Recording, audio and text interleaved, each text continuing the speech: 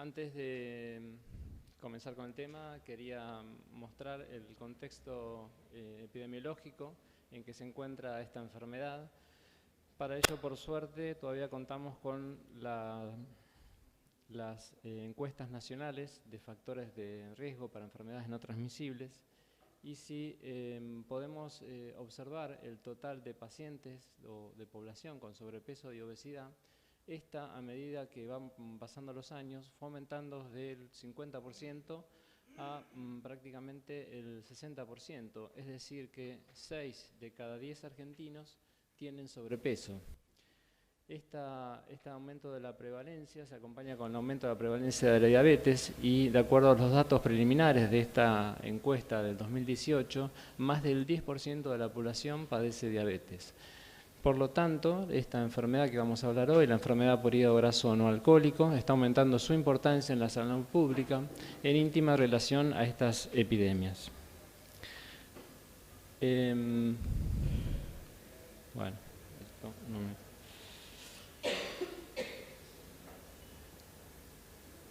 Siguiendo con las aclaraciones, quería definir algunos términos para que podamos hablar el mismo tema, y la Sociedad Europea de Patología define al hígado graso no alcohólico como la acumulación excesiva de grasa asociada a insulinoresistencia en un porcentaje mayor al 5%. Esto solo lo podemos ver a través de una histología hepática, donde vemos las inclusiones de macro y microvacuolas grasas en la histología, o a través de la resonancia por espectroscopía del protón de hidrógeno. También quiero aclarar que lo que vamos a referirnos es a la enfermedad por hígado graso no alcohólico primaria, es decir, a la vinculada a insulinoresistencia y síndrome metabólico, pero que más importante que esto es descartar las causas secundarias, sobre todo la presencia de alcohol, hígado graso inducidas por drogas, hígado graso inducidas por hepatitis virales crónicas y otras causas menos frecuentes. Y por último, antes de comenzar, aclarar que esta enfermedad, que se llama así, enfermedad por hígado graso no alcohólico, comprende o engloba a su vez dos subentidades, una la cual se denomina hígado graso no alcohólico, que es aquella que incluye la presencia de macro o microvacuolas grasas más inflamación, diferente de la esteatopatitis no alcohólica, que incluye lo mismo que lo anterior, más distintos grados de fibrosis. Dicho esto, la enfermedad por hígado graso no alcohólico es una enfermedad de diagnóstico incidental. Ya sabemos que se diagnostica por alteraciones de laboratorios encontradas en contextos de algún chequeo clínico o por otro motivo, o por la presencia de grasa hepática manifestada por esteatosis, sobre todo en la ecografía. Por lo tanto, esta es una enfermedad prácticamente asintomática. Y si tenemos la desgracia de no poder detectar tempranamente esta enfermedad a través del examen físico, sobre todo la presencia de un índice de masa corporal o un diámetro de cintura elevado, o con los antecedentes asociados al síndrome metabólico, vamos a llegar tardíamente a esta enfermedad por signos de descompensación hepática. En cuanto al laboratorio, si bien está descrito que las transaminasas pueden ser normales, lo típico es un aumento de las transaminasas elevadas de 2 a 4 veces su valor normal, a predominio de la ALT, por lo tanto el cociente ALT-AST va a ser menor a 1, salvo que estemos en presencia de un hígado graso alcohólico, y que este cociente solamente se va a alterar, o sea, va a ser menor a 1, cuando exista un paciente con hígado graso no alcohólico, pero en estadios avanzados de fibrosis. También las enzimas de colestasis pueden acompañar este cuadro en valores de 1,5 a 3 veces, e incluso a veces las podemos encontrar como único hallazgo. En cuanto a las transaminasas en sí, todas las opciones son correctas. Hay un estudio donde biopsiaron a los pacientes previamente a una cirugía bariátrica y vieron que los pacientes con esteatopatitis no alcohólica tenían transaminasas mucho más elevadas que los pacientes con hígado graso no alcohólico o esteatosis simple. Por otro lado, hay otros estudios de corte longitudinal donde muestran que la mayoría de los pacientes tienen transaminasas normales Y por otro lado hay estudios que dicen que las transaminasas están elevadas y van disminuyendo con el tiempo. Lo que quiero remarcar acá es que los niveles de transaminasas que sirven para detectar o darnos cuenta de que algo está pasando en el hígado no correlacionan con el grado de fibrosis, y esto no solo sucede en hígado graso no alcohólico, sino en todas las hepatopatías. En cuanto a la historia natural, históricamente pensábamos que los pacientes con hígado con esteatopatitis no alcohólica eran aquellos que tenían más posibilidad de progresar a distintos estadios de fibrosis. Esto nos basábamos en estos estudios de hace más de 20 años de este autor que publica dos trabajos dinamarqueses, donde luego de un seguimiento de 20 años veía que había escasa o nula progresión a estadios avanzados. Pero una revisión y un metaanálisis reciente del 2015 sobre 411 pacientes, en el cual había incluido pacientes con hígado graso no alcohólico y pacientes con esteatopatitis no alcohólico, y fueron seguidos por 6 años, vieron que existe progresión en ambos, del 34%, estabilidad en el 43% y regresión en el 23%. Lo que sí era distinto era la tasa de progresión de fibrosis año en pacientes que partían de una biopsia inicial sin fibrosis. Y fíjense que los pacientes con hígado graso no alcohólico tenían la posibilidad de avanzar de un estadio de fibrosis a otro en un tiempo de 14 años, el doble que un paciente con esteatopatitis no alcohólica. Entonces el concepto es que los pacientes con hígado graso no alcohólico y esteatopatitis no alcohólica pueden progresar a fibrosis avanzada, pero en lo que difieren es el tiempo que demora cada uno en alcanzarlo. Entonces, ¿qué es lo importante? Es la fibrosis, la importancia de detectar la fibrosis en esta enfermedad. A modo de ejemplo de la importancia de esto interesa, quería solamente mostrarles esta revisión y metaanálisis publicado hace poco, donde analiza cómo influyen los distintos estadios de fibrosis sobre la evolución de esta enfermedad, a diferencia de otros hallazgos histológicos. Y fíjense que en la tabla de la izquierda, que analiza las causas de mortalidad global, a medida que aumentan los estadios de fibrosis, va aumentando las probabilidades de tener mortalidad por esta enfermedad.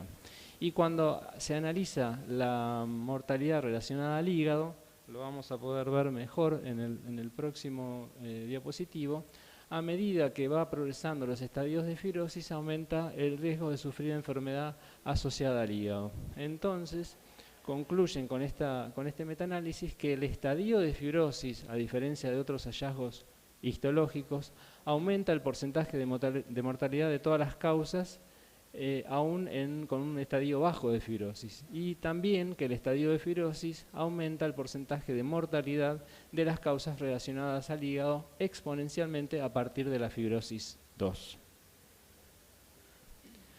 Bueno, aclaramos que lo importante es la fibrosis y el tema es cómo poder determinar la misma. Una ayuda, un primer avance es la utilización de puntuaciones de fibrosis, los distintos scores que se calculan fácilmente con cualquier aplicación médica que utiliza parámetros clínicos y de laboratorio. Y la ventaja que tienen estos scores es que tienen un alto valor predictivo negativo para descartar fibrosis.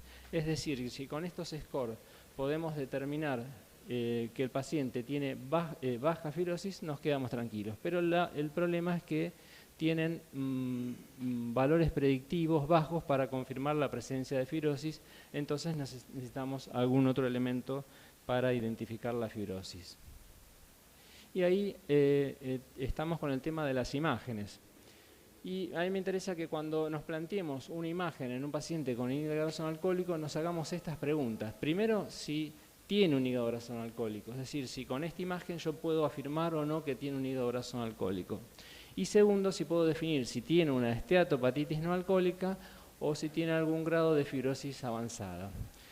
Obviamente el único elemento que nos permite diferenciar esto es la biopsia hepática, con sus beneficios y con sus complicaciones. Entonces, volviendo a esas preguntas, ¿qué posibilidades tenemos de acuerdo a las distintas imágenes? Bueno, tenemos imágenes que nos permiten determinar la grasa hepática, y ahí el principal elemento es la ecografía, método accesible, simple, barato, económico, que tiene, cuando vemos así, en el corte que nos muestra el riñón derecho con el hígado, la diferencia del parénquimo, este parénquimo un gris más claro, comparado con la corteza renal, nos dice claramente que estamos ante la presencia de una fibrosis. Pero el problema es que este método alcanza una buena sensibilidad recién cuando el compromiso de los hepatocitos alcanza el 30% de los casos. Es decir, que si tenemos un paciente con sospecha de hígado graso y la ecografía no los muestra, bueno, no podemos descartarlo, porque necesitamos un compromiso de la grasa del 30%. Bueno, si tenemos una tomografía por otro motivo, la hipointensidad del hígado con respecto al vaso nos va a dar diagnóstico. Y el gold estándar de estos métodos de imágenes es, como les mencioné al principio en la definición, la resonancia magnética nuclear. Hoy en día también se agregó el parámetro de atenuación controlada, que viene vinculado a la histografía, que también es otro elemento. Por lo tanto, tomando todos estos elementos en conjunto y comparándolos, los tres primeros, ecografía, CAP y tomografía, tienen un relativo bajo costo, una exactitud intermedia, pero no son cuantitativos, mientras que la resonancia tiene mayor costo, mayor dificultad para hacerla, pero es la que tiene más precisión y es un método cuantitativo. Siguiendo con la determinación de las imágenes para diferenciar si estamos ante una esteatopatitis no alcohólica o distintos grados de fibrosis avanzada, nos quedan las determinación de la fibrosis por métodos ecográficos, como puede ser la elastografía o los asociados al impulso de radiación de frecuencia acústica o la elastografía de onda de corte.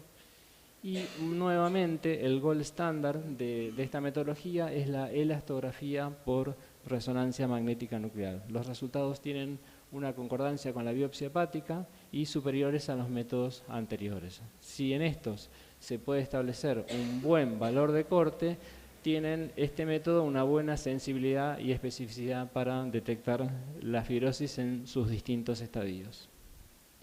Nuevamente, si comparamos los métodos, vamos a tener que la elastografía transicional o las asociadas a ultrasonido tienen bajo costo, menor exactitud, comparativamente con la elastografía por resonancia magnética nuclear.